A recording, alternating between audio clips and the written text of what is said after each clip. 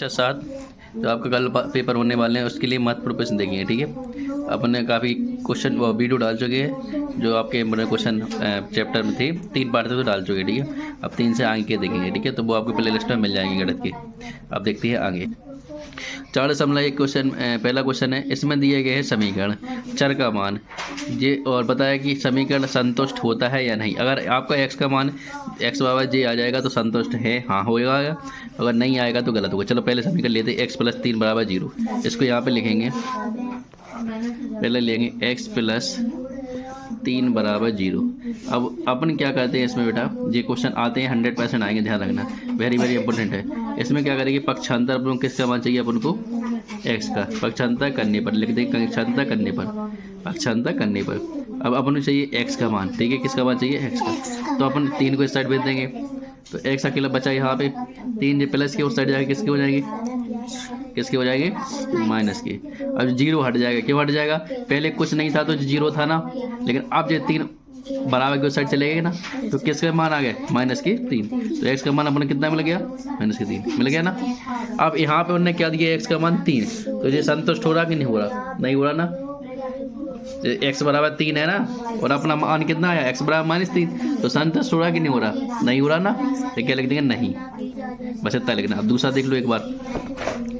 ठीक है, देखो जे वाला आप कर लेना, इसको ही पक्षांतर करना है। ठीक है, इसको कर लेना। अब इसको बता रहा है आपको, क्योंकि ये संतुष्ट हो रहा, जे वाला संतुष्ट हुआ, 14 नंबर का बता रहा है। ठीक है, आपको सेम टू सेम करना है। 14 नंबर में अपना बेटा x, 14 नंबर में देखो कौन सा बता, जे वाला बता दे, जे वाला बता दे, कौन सा बता दे, 14 नंबर, 5वें 7वें नंबर कौन सा बता दें आप कुछ। ठीक है, 14 नंबर देख लो, x - 7 = 1। चलो इसको देखते हैं। इसमें फिर से अपन x का मान चाहिए ना, तो अपन पे लिख देंगे पक्षांतर करने पर, पक्षांतर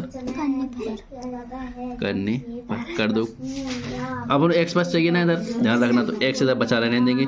ये माइनस का है तो बराबर की साइड जाएगी, तो किसका हो जाएगा, देखो जो एक पहले से है ना, तो इसको ऐसे कैसे लिख दें, जे प्लस माइनस का, जी किसका हो जाएगा। अब x बराबर कितने हो जाएंगे जी, 7 और 1 8।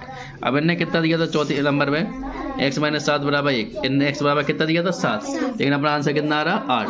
तो ये संतुष्ट कर रहा कि नहीं कर रहा, नहीं कर रहा ना। अगर 7 आता तो संतुष्ट होता, हाँ लिखते, और नहीं कर रहा तो नहीं लिख देंगे ना, बस नहीं कर रहा संतुष्ट, लेकिन संतुष्ट नहीं, इतना लिख देंगे। अब देखो एक और करके बता रहा आपको, अब करके बता रहा आपको 7वें नंबर का, जो संतुष्ट हो जाएगा। 7वें नंबर में 5x = 25 लिख देंगे यहाँ पे। कितने नंबर का, 7 नंबर, 5x = कितना है, 25।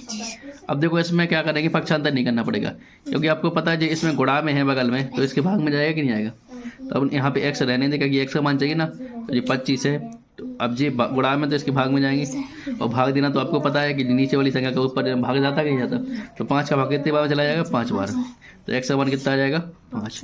अब देखो उसमें किताब सारणी में कितना दिया आपका, x का मान 5 दे दिया ना, तो संतुष्ट कर रहा, तो लिख देंगे इसमें हाँ बनेंगे जी, 100% आएंगे पेपर में, ध्यान देना। चलो आगे बढ़ते हैं। देखो ये क्वेश्चन भी अपने वही है। इसमें क्या लिखा है, जांच कीजिए कि कोष्ठकों में दिए हुए मान दिए गए संगत समीकरणों के हल है या नहीं, हल है या नहीं। देखो अपना ये क्वेश्चन नहीं था, देखो n + 5 = 19, उन्होंने क्या दे दिया, n = 1। इसको सॉल्व करेंगे, करें सॉल्व, ऐसे कर देंगे पहले पक्षांतर, पक्षांतर मतलब एक पक्ष से दूसरे तरफ भेजना, पक्षांतर करने पर कर दो। क्या हुआ, देखो n है ये अपना, n है। अब ये तो बस यहीं रखें, n का मान चाहिए ना अपन को, ये प्लस का इस साइड का जाएगा, ये 19 देखो वैसे की वैसे, इनको नहीं बोला 19 तो वैसे रखेंगे, ये किसका है, प्लस का, ये किसका हो जाएगा, n बराबर कितना आ जाएगा, 14। लेकिन n बराबर ने कितने दिया, 1। तो जो आपका ये समीकरण का संगत समीकरण हल है या नहीं, तो क्या है, नहीं है ना, ऐसे कर लोगे जी आप। ठीक है, अब देखो जे वाले क्वेश्चन में देखो, पेतन और भूल विधि से समझने के समीकरण हल कीजिए। अगर जो पेतन और भूल विधि आए तो ठीक है, इसमें क्या आपको थोड़ा सा टाइम लगे। इसको डायरेक्ट विधि क्या करने की वो देख लो पर। ठीक है, डायरेक्ट विधि जैसा मतलब 5p लिखा अपना प्लस 2 = 17। ठीक, अगर डायरेक्ट करना तो अपन किस प्रकार से कर सकते हैं इसको, देखो पहले करेंगे अपन पक्षांतर करने पर। ठीक है, पक्षांतर करने पर क्या करेंगे, अब 5p का मान चाहिए तो 5p इधर रहने दें, ये अपने 17 पैसे की वैसे लेते। अब जो प्लस का किसका हो गया, अब 5p कितने बचेंगे जी, 15। p का मान निकालेंगे अपन, ये बुढ़ा में तो किस में चला जाएगा, इसके कितने बार भाग जाएगा, 3 बार में। पी का मान कितना आ जाएगा 3। आंसर तो आपका वैसे ही मिलेगा, देखो किताब में आंसर तो आपका P बराबर 3 ही आ गया। ठीक है, डायरेक्ट भी दी हुई पितन फुल भी दी, उससे सेम टू सेम आंसर आएगा। लेकिन हमने बुक क्यों नहीं बताई, थोड़ी उसमें क्या है, थोड़ा सा दिमाग ज़्यादा लगेगा। अब इसलिए डायरेक्ट विधि से देख लो। अगर पितन विधि भूल विधि से बोले तो आप उसको छोड़ देना। अगर ऐसे ही बोल दें कि इसका मान निकालो P का, तो डायरेक्ट निकाल देना इस प्रकार से। ठीक है, अगर उसको अपन देखेंगे एक आध दिन, तब आप पहले अपने क्वेश्चन करने लगे थोड़ा सा, उसको एक आध दिन देखेंगे। निम्नलिखित कथनों को समीकरण बनाना, इनके कारण समीकरण बनाने, इनके जो कह जाए पे कह जाओ। संख्याओं x और 4 का योग 9 है। अभी कह रहा संख्याओं का, कह रहा है x और 4 का योग कितना है 9।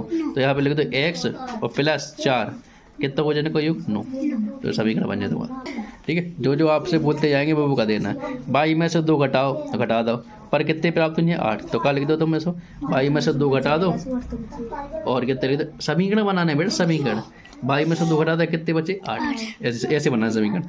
a का 10 गुना, तो a का 10 गुना कितने बचे, a का यानी गुणा होना, या का लिख दो सीधा, का 10 गुना कितने क्या 70 है, ऐसे बना दो समीकरण, बन जाएंगे। ऐसे ही आएंगे बनाएंगे। ठीक है, आगे बढ़ते इनमें क्या कथन बनाना है, यहाँ से बनाते हैं अपने समीकरण। अभी तक इनको बनाना कथन।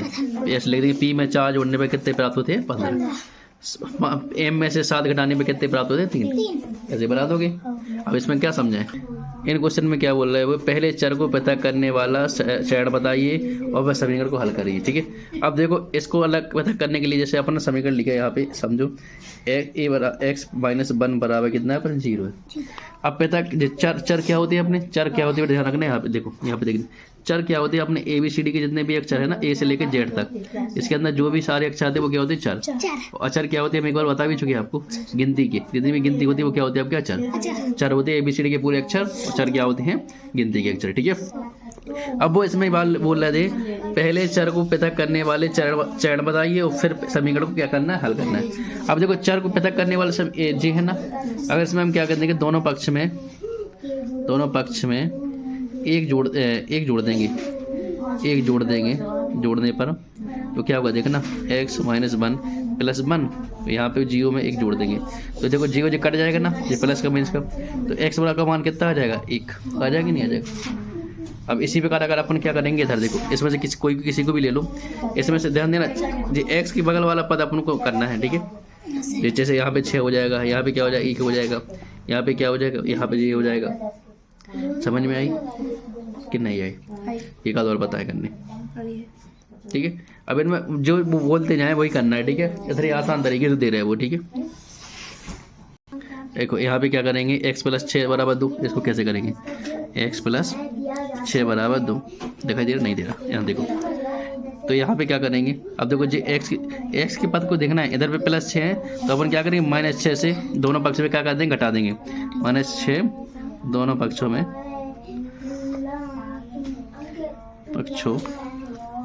ठीक है, यहाँ पे लिख दो 6 को दोनों पक्षों में घटाने पर। ठीक है, ऐसा भी कर लेना। ठीक है, तो x प्लस 6 माइनस 6 और जो 2 लिखे ना -6, अब जो 6 से चले जाएंगे ना तो x बराबर कितना जाएगा जी, माइनस के 6 में से 2 जाएंगे तो कितनी आ जाएगी, -4। बड़ी संख्या किसकी आपकी 6 माइनस की ना, जो बड़ी संख्या से घटते हैं ना वही चिन्ह आते हैं, बन जाएगी ये वाली आप। देखो इसमें क्या बोल रहा है, चर को पृथक करने के लिए प्रयोग किए जाने वाले चर को बताइए और फिर क्या करना है, इसके अपन को समीकरण को हल करना है। अब देखो जी क्या है, इसमें गुणा में है ना, तो इसको अपन हटाने के लिए भाग लगाना पड़ेगा। जैसे अगर अपन लेंगे यहाँ 3l बराबर 42, तो अपन इसका l की बगल का जब पद हटाना है तो अपन 3 से भाग लगाना पड़ेगा ना, 3 से भाग देने पर दोनों पक्ष में, एक पक्ष दो पक्ष, दोनों पक्ष है ना जी, दोनों पक्ष में। चलो अब भाग लगा दो, भाग लगाएंगे तो अपन तो 3l लगेगा, नीचे से लगेगा ना भाग, बराबर 42, इसमें भी 3 से भाग जाएगा कि नहीं जाएगा। अब इसमें 3 से भाग लगाएंगे तो 3 से 3 कट जाएगा और 3 से भाग लगाएंगे कितने बार में जाएगा, 3 का 3 चौको, तो l बराबर कितना आ जाएगा 12। समझ में आई चीज़। अब इसमें क्या है आपके, देखो इसमें क्या है, भाग में तो क्या करोगे, गुणा करोगे ना, किससे करोगे 2 से। अब ना इसके इस चर के बगल वाले से मतलब है, अब इसमें गुणा करोगे कैसे कर दोगे, b/2 बराबर 6, तो हम क्या करें, दोनों पक्षों में 2 से गुणा। अब गुणा करने के बाद क्या होगा, b/2 लिखा, अब 2 से गुणा किया, 6 में 2 से गुणा होगा, अब जो 2 से 2 कट जाएगा ना तो b का 6 मान मिल जाएगा, तो कितना आ जाएगा 12। ये ध्यान देना इसमें क्या कर रहा है, ठीक है। एक्स के पद में यहाँ देखो भाग लग जाएगा, यहाँ पर भाग लग जाएगा, यहाँ गुणा लग जाएगा, तो समझ में आनी चीज़ बनेंगे। कुछ नहीं करना, बहुत सिंपल है, ठीक है। इन का समीकरण को हल कीजिए। इमन ने बोलो हल करो डायरेक्ट, तो हल कर दो। कैसे डायरेक्ट करने, देखो ये आपके पेपर में आ सकते हैं इनको, ठीक है। ये 100% मान के चलो जी आपके इनमें से मिलेंगे, ठीक है। वो तो परेशान करने वाले, ठीक है, उनसे दिमाग थोड़ा सा लगाना पड़ेगा। लगा 10p बराबर कितना 100। अब इसमें उन्होंने बोला हल करो, क्या बोल दिया उन्होंने, हल करो, और कुछ नहीं बोला। तो अपन डायरेक्ट मान लगानेंगे पी का। तो आपको पता है ये पी के गुणा में तो किसके भाग में जाएगा, इसके भाग में जाएगा। 10 से भाग देगा तो कितने भाग में कट जाएगा, तो पी का मान आएगा। जब वो कुछ नहीं बोलेंगे तो डायरेक्ट हल कर देना। इनको भी आप डायरेक्ट हल कर लोगे ना। हल करे बोलेंगे तो आपको डायरेक्ट हल कर देना। जैसे इसमें लिखा p/4 बराबर p 5, तो आप कैसे कर लोगे, ये 3 गुणा हो जाएगा ना, तो p का मान कितना का 20 आ जाएगा कि नहीं आ जाएगा। इसमें भी 3 गुणा हो जाएगा, 3 5 15, लेकिन किसके जो माइनस चिन्ह उधर चला जाएगा, तो 3 5 15 किसके माइनस के बन जाएंगे, ठीक है। उन्होंने क्या बोला यहाँ पे, निम्नलिखित स्थितियों में समीकरण बनाइए, फिर उन्हें हल करके अज्ञात संख्या ज्ञात कीजिए। चलो अज्ञात संख्या, उन्होंने इसमें थोड़ा काम दे दिया। पहला क्वेश्चन करेंगे, उसने बोला हमने एक संख्या लो, एक संख्या क्या ले लिया अपन ने, एक्स, या तो मान लेते एक्स मान ली। अब वो बोल रहा है संख्या की 8 गुणा कह दो, और क्या बोल रहा है इसमें 4 जोड़िए, 4 जोड़ दो इसमें। संख्या कितनी दे रहा हो, 3 दे रहा, संख्या कितनी दे रहा 3। तो अब कर दो 8x हो जाए 4 बराबर 3। अब पक्षांतर कर लो, पक्षांतर करने पर थोड़ी जल्दी कर रहा है थोड़ा सा, यही कल पेपर अपना। अब 8x अपने यहीं रहने देंगे, 4 इधर पक्षांतर कर देंगे, तो क्या आ जाएगा 3 - 4 आ जाएगा ना। अब 8x यहीं रहेंगे, तो 4 में से 3 जाएगा तो -1 बचेगा। x का मान कितना आ जाएगा, गुणा में तो किसके भाग में चले जाएंगे, तो ये आपका x का मान निकला है। जो समझ में आई चीज़, इस प्रकार से सॉल्व करना है इनको बना के। अगर आपसे बन जाए तो ठीक है, नहीं तो कोई दिक्कत नहीं। एक संख्या क्या हो जाएगी आपकी x, तो का लगा देना, 1/5 कितने घटा कितनी देना 4 बराबर कितनी आ जाएंगे 3, ठीक है। तो इस प्रकार सॉल्व कर लेना। आगे देखते हैं। अब आपका बेटा चैप्टर 5 में क्या है, निम्नलिखित कोणों को प्रत्येक का पूरा कोण क्या चाहिए। पहले एक तो चीज़ देख लो, पूरा कोण क्या होते हैं आपके, पूरा कोण होते हैं बेटा, पूरा कोण होते हैं जो आपके 90 हो, ठीक है। टोटल क्या होते हैं 90, और समपूरक क्या होते हैं, समपूरक, ठीक है। समपूरक होते हैं जो 180 पे हो तुम्हारे, ठीक है। मतलब इनका टोटल कितना हो 90, इनका टोटल कितना हो 180, इनका टोटल कितना हो 90, इनका टोटल कितना हो 180। वे क्या कहलाएंगे आपके पूरा को समपूरक। समझ में आई चीज़। चलो अब यहाँ पे देखते हैं इन्होंने क्या बोला पहले में कि प्रत्येक कोण निम्नलिखित में से प्रत्येक का पूरा कोण कितना है। पहला कोण दे दिया उन्होंने 20 डिग्री, तो इसका पता है अपन कितना हो जाएगा पूरा कोण। तो अगर पूरा कोण अपन मान लेंगे तो ऐसा करेंगे 20, इसका पूरा कोण माना कि अपन ने x है, टोटल कितना होने चाहिए 90, 20 तो दे दिया हमने, और क्या करा अपन ने x मान लिया, और 90 इनका टोटल होना चाहिए ना पूरा कोण का। तो अपन ने क्या किया x, अब x का मान निकालेंगे अपन, तो जब पक्षांतर होगा तो 90 में से 20 जाएगा, कितना आ जाएगा पूरा कोण का 70 आ जाएगा कि नहीं आ जाएगा। जब 70 और 20 जुड़ेंगे तब तो 90 होगा ना। समझ में आई चीज़। इसी प्रकार आप ये निकाल लोगे 63 में x जोड़ देना बराबर क्या कर दोगे 90, तो उनमें निकल आएगा पूरा कोण कितना होगा, आएगा कि समझ में नहीं आएगा। इन दोनों का टोटल कितना होना चाहिए आपका पूरा कोण में 90। तो अपन ने क्या किया था 20 डिग्री उन्होंने दिया था, x मान लिया, और टोटल कितने का दिया 90 कर दिया ना। तो अपन को क्या मिल लिया पूरा कोण 70। समझ में आई चीज़। अब यहाँ पे समपूरक कोण देख लो, समपूरक कोण में क्या होगा आपका, जिसने 105 दिया है यहाँ पे, तो क्या कर देंगे 105 और प्लस x बराबर में कितने करेंगे आप, कितना 180। Very good.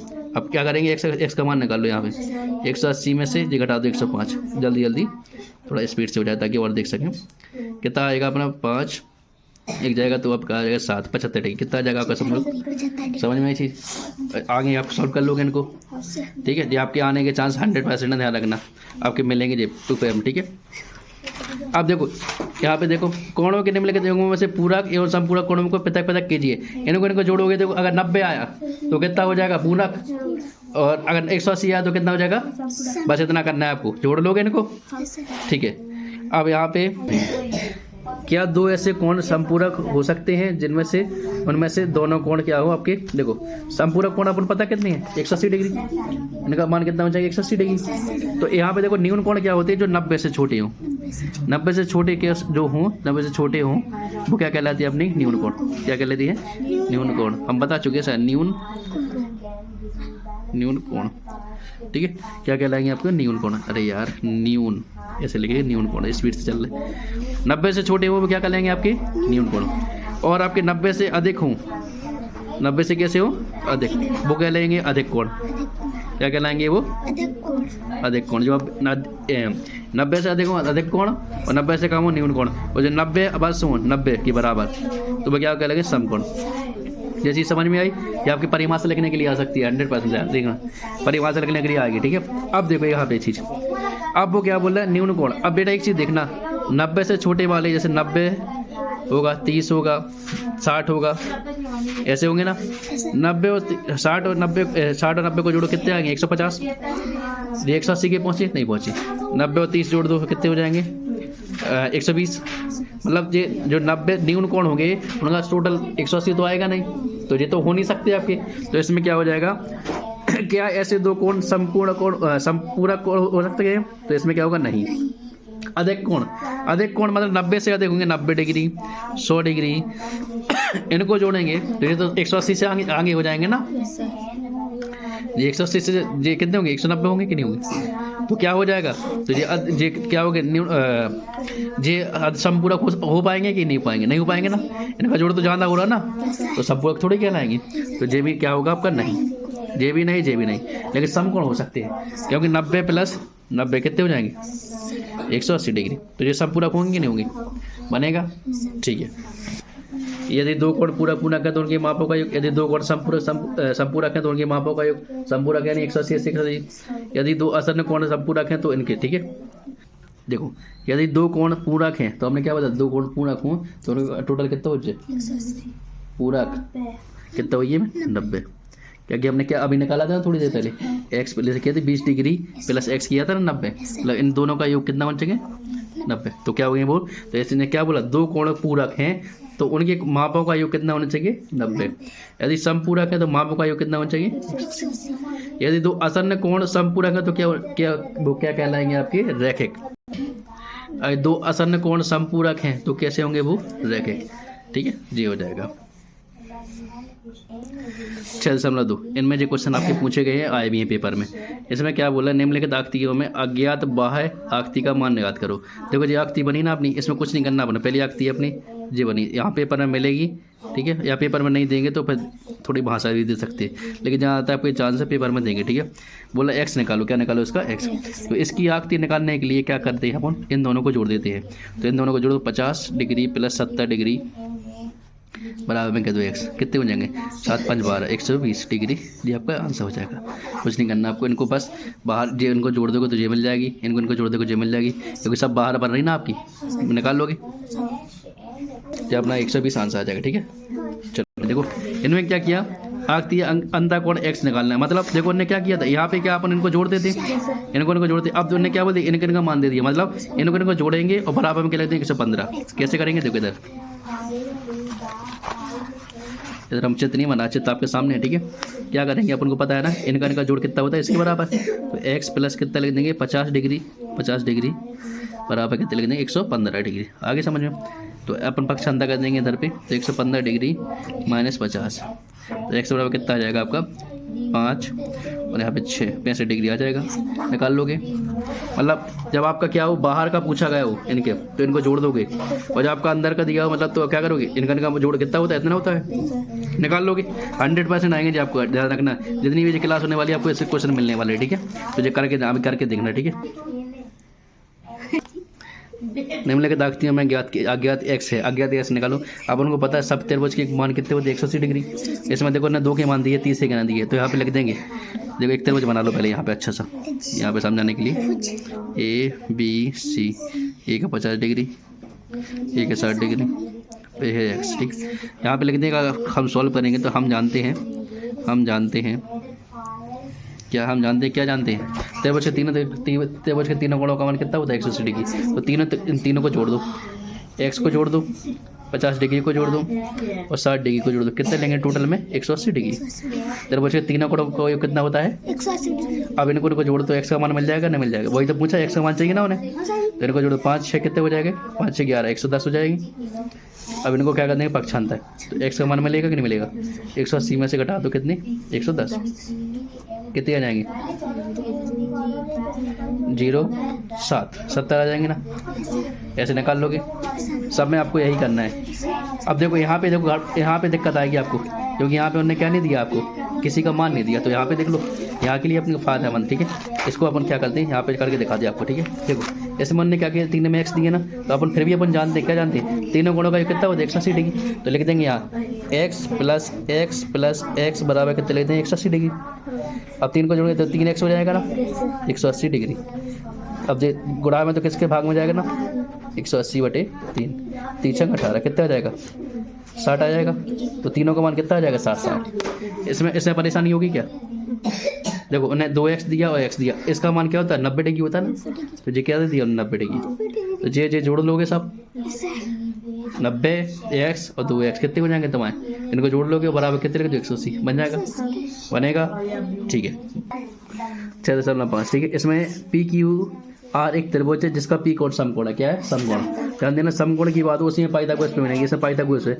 PQ 10 centimetre, PR 24 centimetre, तब QR निकालो। चलो एक पहले त्रिभुज बना लो। यहाँ पे इस क्वेश्चन में लिखना पड़ता है, दिया है क्या दिया उनने, PQ कितना दिया उनने 10 सेंटीमीटर और PR कितना दिया उनने 24 सेंटीमीटर। अब बेटा एक देना ना, P क्या है समकोण है आपका, एक त्रिभुज बनाओ, क्या बनाओ त्रिभुज। P यहाँ पे का, Q इधर ले लो चाहे R इधर ले लो, कुछ भी ले लो, ठीक है। यहाँ पे क्या बनेगा समकोण, उन्होंने समकोण बोल दिया P, तो P समकोण है।